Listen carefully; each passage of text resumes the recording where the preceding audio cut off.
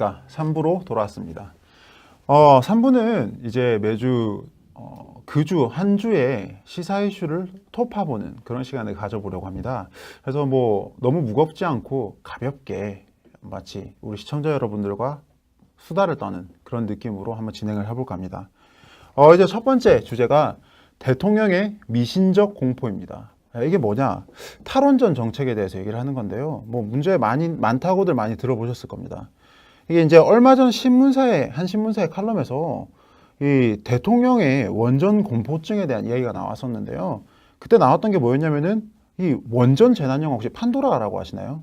무슨 갑자기 원전이 막 터져가지고 온 나라가 만신창이가 되고 막 이 지옥불반도 헬조선 난리가 나는 그런 아주 전형적인 감성팔이식 공상 영화인데요. 이 영화 판도라를 본 대통령이 영화와 현실을 구분하지 못해서 생긴 이 공포에 의해서 탈원전 정책이 반영됐다. 뭐 이런 뉘앙스의 글이었습니다. 사실 이 칼럼을 읽으면서 에이 설마 아무리 우리 문재인 대통령께서 순수하셔도 아무리 뭐 다양한 경험이 없으셔도 그렇지 설마 영화와 현실을 구분하지 못하셨을까 뭐 그런 당연한 생각을 했는데요. 아이고 근데 알고 보니까 이게 어느 정도 합리성이 있는 주장이더라고요. 실제로 문재인 대통령께서 탈원전 이야기를 처음 꺼낸 게 언제였냐면은 영화 판도라의 시사회장이었습니다. 그러니까 영화 판도라를 보시고 나서 아주 막 끌어오르신 거죠. 막 걱정이 되고 막 이거 도저히 이래서는 안 되겠다. 우리 탈원전 정책을 해야겠다. 이런 말씀을 하신 건데 이게 재밌는 게 정작 이 원자력 전문가들은 그 영화를 보면서 코웃음을 쳤어요. 이거는 도저히 현실 속으로 있을 수가 없는 전혀 과학적이지도 현실적이지도 않은 영화다. 이렇게 평을 했는데 대통령께서는 이 나라와 국민을 위하는 마음으로 적폐 세력인 저 빼고요. 그런 마음으로 탈원전을 해야겠다. 이렇게 나온 겁니다. 글쎄요. 그런 생각을 그런 어떤 미신적 공포를 가졌을 때 주변 참모들이 좀 막아야 하지 않았을까요? 문제는 주변에 그 어떤 원자력 전문가가 없었다는 겁니다. 그러니까 그 요즘 왜 유행하는 말 있죠? 우리 인이 하고 싶은 거 다 해! 이러면서 주변 참모들께서도 원자력 탈원전 정책 하자 그러니까 오 좋은 것 같습니다. 이렇게 시작이 된 겁니다. 참 암담한데요. 지난 6월 27일이었죠. 뭐 한 보름 정도 지났는데요. 신고리 원전 5, 6호기의 건설이 잠정적 일시 중단되어 버렸습니다. 이 대통령의 말 한마디에 일방적으로 내려진 조치였습니다. 이게 무슨 말이냐? 갑자기 대통령께서 탈원전 정책 얘기를 꺼내니까 그 말 한마디에 분위기가 확 바뀌면서 그간 공사를 싹 중단시켜버리고 앞으로 3개월 동안 열심히 만들고 있는데 원전 이거 개발을 중단시킨 겁니다. 그리고 나서 하신 말씀이 뭐냐면은 정부가 시민 배심원단이라는 공론화위원회를 꾸려서 신거리 원전 5, 6호기의 건설 최종 중단 여부를 결정하겠다는 그런 이상한 방침을 내놨습니다. 시민 배심원단이요. 그러니까 길 가던 시민 몇 분 이렇게 모셔놓고 저기요 원자력 우리 할까요 말까요 물어보는 겁니다. 뭐라고 하겠어요? 뭐 원자력 뭐 후쿠시마도 있고 체르노빌도 있고 영화 판도라 그거 위험한 거 아닙니까? 하지 맙시다. 이렇게 나올 가능성이 매우 높겠죠. 그런데 원자력 사업은 아시다시피 매우 몇 번 말해도 다 충족시키지 못할 만큼 중요한 국가 주요 에너지 산업입니다. 이거 가지고 국가의 미래가 흔들릴 수가 있단 말이에요. 그런데 이 전문성이라고는 찾아볼 수도 없는 일반 시민들로 구성된 집단이 신고리 5, 6호기를 건설할 거냐 말 거냐를 결정한다고요? 그것도 이미 건설하기로 다 결정 난 거를. 이상하죠? 당연히 건설업체들은 즉각 반발에 나섰습니다. 이게 이제 6월 30일인데요. 6월 30일부로 이제 한국수력 원자력으로부터 그 건설 중단 명령을 받으니까 이 건설업체들 같은 경우는 아니 법적인 근거도 없고 납기 연장이나 추가 비용 발생에 대한 보상 방안도 없는데 무슨 대통령이 그만하라는 식으로 한마디 했다고 잘 진행되던 건설 사업을 엎어버리는 게 말이 되냐 그런 거죠. 아니 상식적으로 당연히 그렇지 않겠습니까? 열심히 이 우수한 기술력으로 원자력 딴 것도 아니고 원자력 발전소예요. 그거를 지금 만들고 있는데 다 결정된 상황을 갑자기 그만두라고 하고 시민들 보고 그거를 결정하라니까 황당할 수밖에 없는 거죠. 그래서 이제 신고리 5, 6호기 건설 같은 경우는 이미 원자력 안전위원회를 통해서 전문가들을 모아놓고 무려 38개월 동안이나 심의를 한 결과 건설하기로 한 겁니다. 그러니까 대한민국에서 내놓으라는 이 원자력 전문가들 딱 모아놓고 38개월 동안 이것만 논의를 한 거예요. 안전하냐, 안전하지 않냐, 어떤 효과가 있을 것이냐. 당연히 안전하다고 결론이 났고, 이 대한민국 국가 에너지 사업을 위해서 매우 중요한 거다라고 판단이 됐으니까 진행을 한 건데, 그거를 대통령께서 판도라 보시고 나서 이거 안 되겠어, 그만하자, 이렇게 돼버린 겁니다. 이게 사실 뭐 말이나 되는 겁니까? 이 또 건설업체들은 얼마나 황당하겠습니까? 그래서 지금 이제 공사업체들 같은 경우는 현재 3개월 중단만으로도 벌써 1,000억 원의 손실이 발생했다고 얘기를 하고 있고요. 이게 아예 중단이 될 경우에 그 규모는 뭐 단순히 천억, 몇천억 대가 아니라 수십조 원으로 증가할 가능성이 높다고 합니다. 뭐 반발이 건설업체만 있는 것도 아니에요. 물론 건설업체 같은 경우는 당연히 그 사업 수주를 받아서 건설하는 거니까 이익 당사자죠. 그러니까 당연히 뭐 반발할 수도가 있는데 주요 대한민국 전문가들이 다 반발하고 있습니다. 이 며칠 전 7월 5일에 에너지 관련 학과 교수 400여 명이 모여가지고 성명을 냈습니다. 이 값싼 전기로 국민들에게 보편적 전력 복지를 제공하던 이 원자력 산업을 말살하는 짓을 그만두라는 겁니다. 대통령의 탈원전 선언 하나로 이 국가 주요 에너지 산업의 근간이 통째로 흔들려버리는 이 말도 안 되는 상황, 이 제왕적인 조처에 다들 혀를 내두른 거죠. 우리 지금 뭐 한국에서만 이런 완전 말도 안 되는 시대를 역행하는 행동이 벌어지고 있는데요. 후쿠시마 사태를 몇 년 전에 겪었던 일본도 최근 장기 전력 정책을 위해서 원전을 재가동하기로 결정했습니다. 일본만 그럴까요? 아닙니다. 미국은 원전 4기를, 중국은 11기를, 영국은 13기를, 기타 등등 다른 국가들도 원전을 추가 건설하기로 나섰습니다. 즉 전 세계가 원전 증설에 나서기로 한 거죠. 과연 이 선진국들이 정말 바보라서 그런 걸까요? 글쎄요. 제 생각에는 이 대통령께서 영화 판도라 하나 보고 너무 급하게 탈원전 정책을 추구하는 게 아닌가 그런 생각이 좀 듭니다. 이 전문가들의 끊임없는 토론과 공론화를 통해서 선진국 같은 경우는 이미 원전의 안전성을 확인을 했고 이 장기 전력 정책을 논하는 과정에서 원전 증설이 가장 합리적이라는 그런 결론을 내린 겁니다. 당연히 그렇겠죠. 왜냐하면 시대가 가면 갈수록 우리는 에너지 소비는 점점 커져가고 정작 뭐 그걸 대체할 만한 에너지가 아직 에너지 자원이 나오지 않은 상황에서 원자력 기술은 매우 발전을 했습니다. 아주 이례적인 경우를 빼면 사고가 안 나요. 그러니까 다들 원전 증설로 나오는 건데 한국처럼 뭐 공론화 과정이 딱히 있었던 것도 아니고 대통령과 일부 시민단체의 이 원자력 포비아 하나 때문에 국가의 미래가 걸려있는 주요 산업이 갑자기 왔다 갔다 하는 나라가 또 있을까? 뭐 그런 참담한 기분이 좀 드네요. 그간 국내 총 발전량의 몇 퍼센트를 원전이 차지했을까요? 무려 30%입니다. 즉 우리 뭐 예를 들어 에어컨을 키면은 세대당 한 대 정도는 원전이 돌렸다는 겁니다. 그런데 매번 우리 여름마다 전력난이 있었죠. 그래서 맨날 뭐 전기 줄여야 한다 이러고 있고 작년만 하더라도 우리 전부 다 전기세 폭탄 너무 두려워서 부들부들 떨지 않았습니까? 그런 상황인데 이 갑자기 원전을 이렇게 탈원전 정책을 취한다는 거는 도대체 무슨 대책이 있는지 잘 모르겠어요. 그렇다고 우리가 뭐 대체 에너지가 있습니까? 한국은 일조량이 낮아서 태양열 발전이 힘듭니다. 풍력도 바람의 질이 낮아가지고 힘들다고 하더라고요. 그렇다면 도대체 어떤 방법으로 이러려는지 잘 모르겠네요. 다들 이제 한 가지 팩트를 좀 짚고 넘어갈 게 있는데 다들 이제 원전이 굉장히 위험하다고 생각을 합니다. 뭐 영화 판도라 같이 약간 좀 선동성 공상 영화 때문에 그런 것 같은데요. 팩트를 좀 한번 찾아볼까요? 최근 다시 이슈가 되고 있는 이 포브스지의 칼럼 How Deadly is Your Kilowatt 뭐 제임스 콩카가 쓴 이 칼럼인데요. 여기에 아주 자세히 나와 있습니다. 이 석탄 발전, 석유 발전, 가스, 생물 연료, 태양광, 풍력, 수력, 원자력 이렇게 총 8개 전력 발전 방법을 비교했습니다.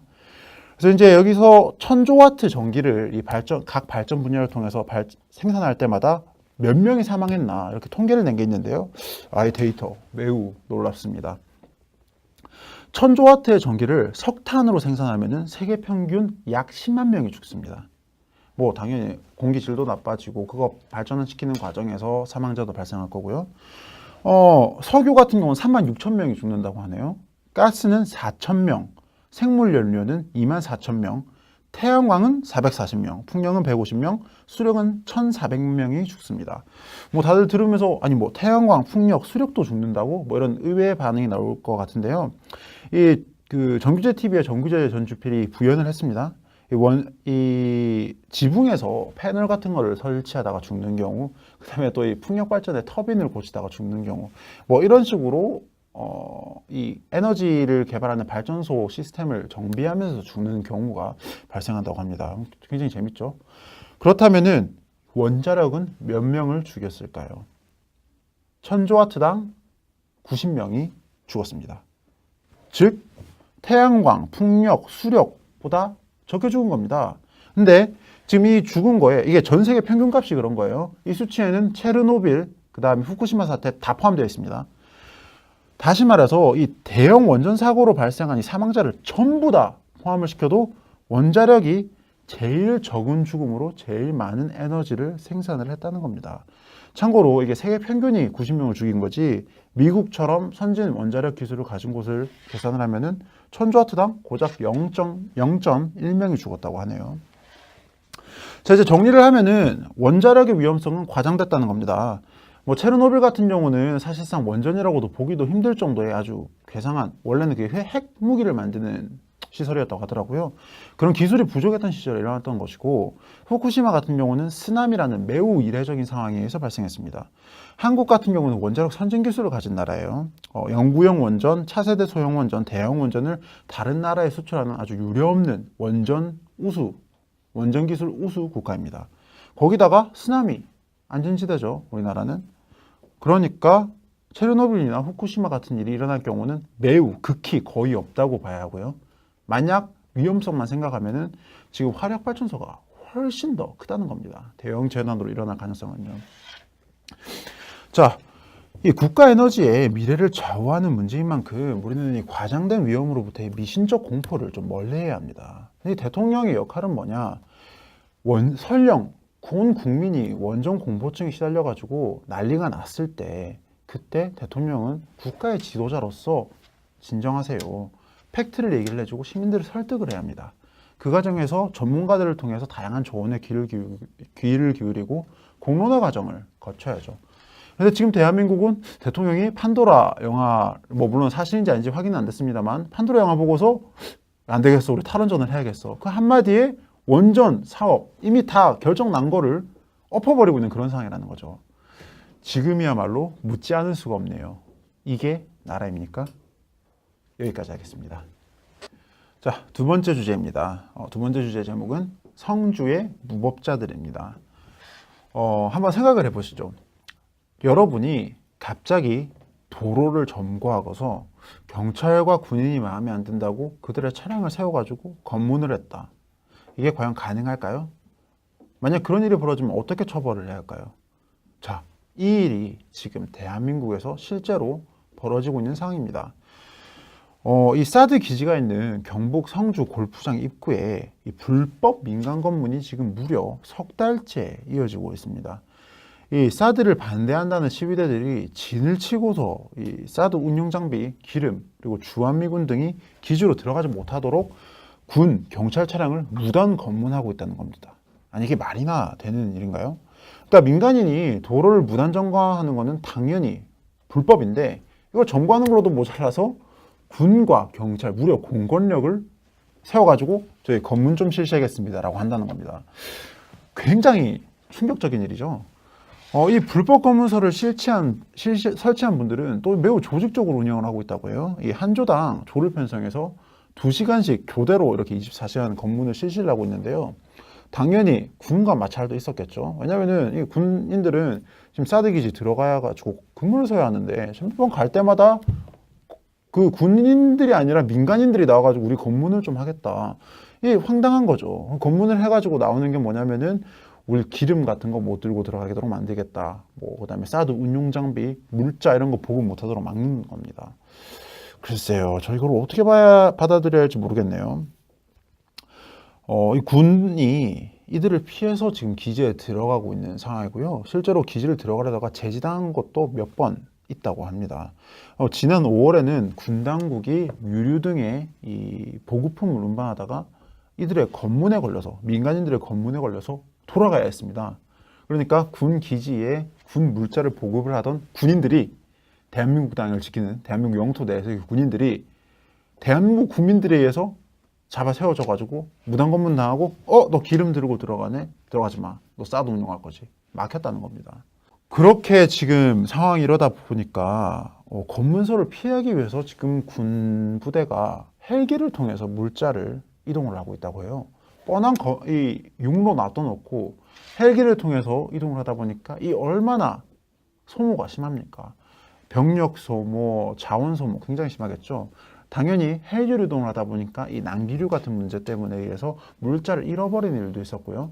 그러다 보니까 이 물자가 추락해서 뭐 또 군병력 100여 명을 야산에 풀어가지고 잃어버린 기름통 찾으러 돌아다니고 그냥 난리를 쳤다고 하더라고요.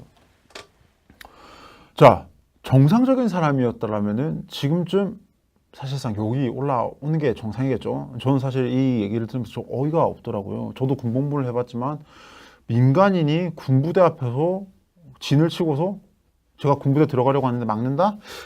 굉장히 화가 날 법한 일인데, 이 아무리 나라가 엉망진창이라지만 대한민국의 방위를 담당하는 합법적 무력 조직인 군대가 민간 시위대의 불법 검문에 제지를 당하고 있는데 이걸 지금 손을 놓고 있다는 게 말이나 되는 건가? 그야말로 국기가 문란해지고 국격이 떨어진 일이죠. 그래서 이제 이 공권력은 도대체 뭐라고 있냐? 사람들이 항의를 했습니다. 신고를 했죠. 그래가지고 투입이 돼가지고 신고와 항의를 받은 경찰들이 이 성주 골프장 입구로 가서 이 현장에 출동을 했습니다. 그런데 시위대들이 거센 저항을 해버렸습니다. 그래서 어떻게 했냐? 경찰들이 물러났습니다. 아무것도 못한 거예요. 불법 검문서를 철거하고자 하는 움직임이 무려 뭐 한 3번 정도 있었다고 해요. 근데 시위대가 물러나지 않는다는 이유만으로 지금 계속 그냥 팔짱 끼고 지켜보고 있습니다.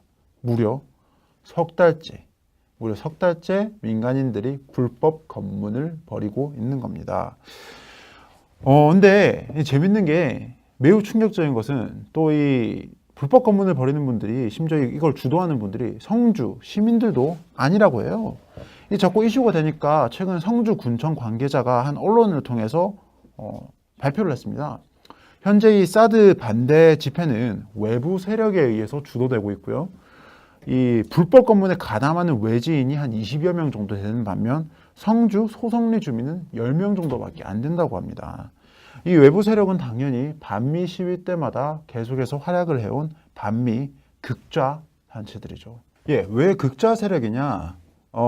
지금 아까 성주군청 관계자도 그런 말씀을 하셨는데, 사실 이 성주 시민분들께서 아주 극단적으로 그렇게 가게 됐던 건들의 중심에 이 폭력을 자꾸 사용하시는 반미단체들이 계속 꾸준히 있었기 때문입니다.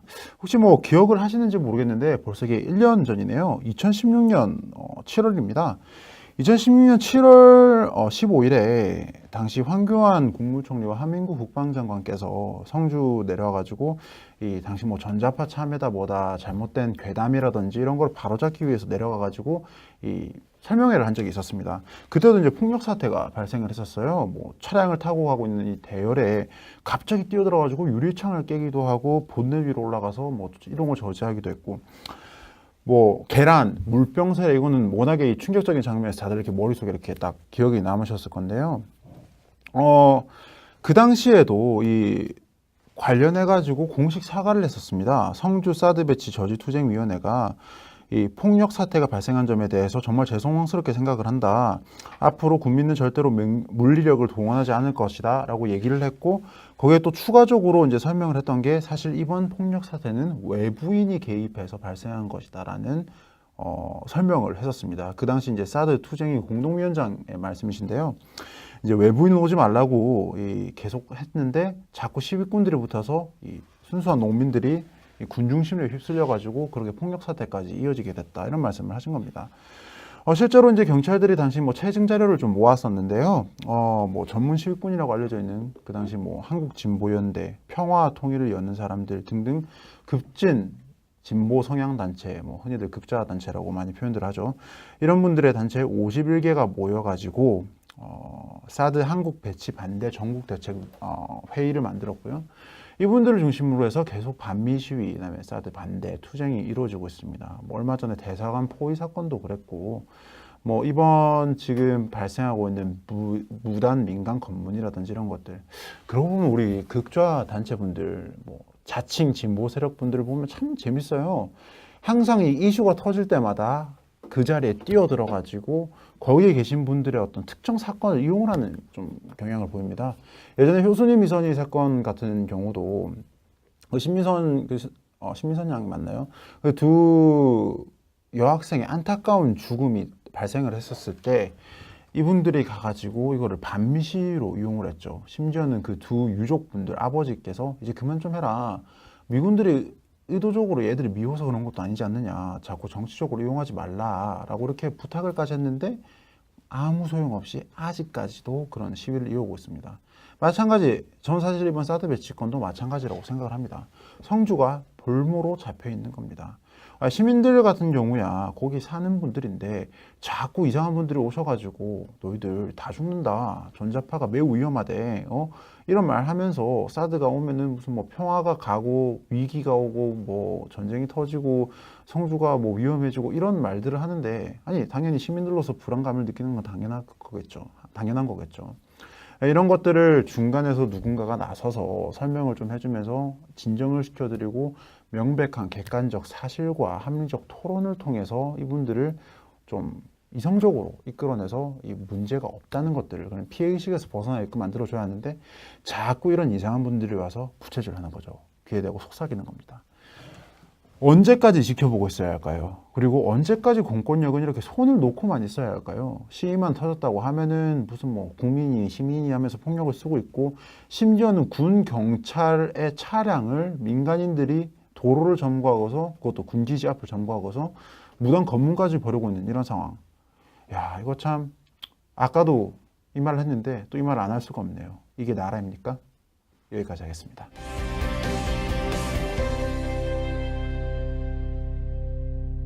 네, 오늘 제가 준비한 코너는 여기까지입니다. 어떻게 잘 보셨는지 모르겠습니다. 첫 번째 진행 방송이라 좀 떨리기도 하고 긴장도 되고, 그리고 어떻게 시청자분들이 잘 보셨는지 걱정도 많이 되네요. 기존에 이제 류여의 최고위원님과 정준길 대변인님께서 잘 이끌어 주셨는데 어떻게 매주 화요일 제가 부족하지만 그 빈자리를 메꿀 수 있게끔 최선을 다하겠습니다. 오늘 뭐 이재용 칼럼니스트씨 모시고 우리 자유한국당이 나아가야 할 길, 정통 우파 정당으로서 어떻게 강한 야성을 가질 것인가에 대해서 얘기를 나눠봤고요. 그 다음에 우리 유민아 씨 모시고 젊은 청년들이 정말 어떤 게 정말 청년인지, 그리고 이 대한민국을 긍정하는 청년들이 늘어나야 한다, 뭐 이런 이야기를 잘 나눠봤습니다. 다음 주 화요일에 또 좋은 재밌는 이야기 많이 들고 찾아뵙겠습니다. 시청해 주셔서 감사하고 유튜브나 페이스북에 댓글로 차가운 질책도 좋고 따뜻한 응원도 좋고 많은 의견 나눠주시면 제가 보고 많이 배워서 다음 주 방송 때 반영하도록 하겠습니다. 감사합니다.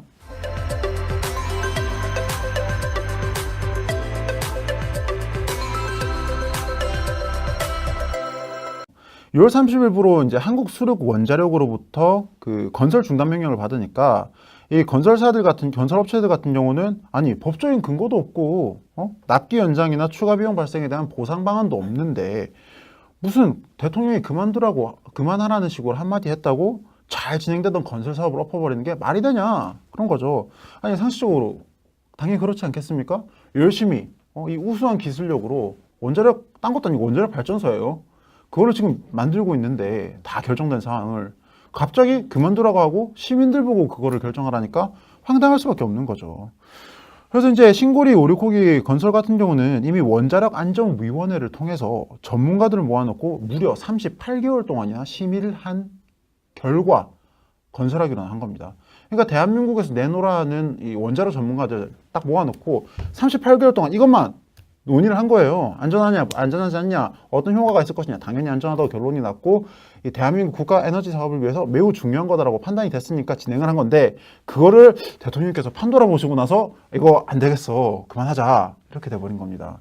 이게 사실 뭐 말이나 되는 겁니까? 이 또 건설업체들은 얼마나 황당하겠습니까? 그래서 지금 이제 공사업체들 같은 경우는 현재 3개월 중단만으로도 벌써 1,000억 원의 손실이 발생했다고. 3부로 돌아왔습니다.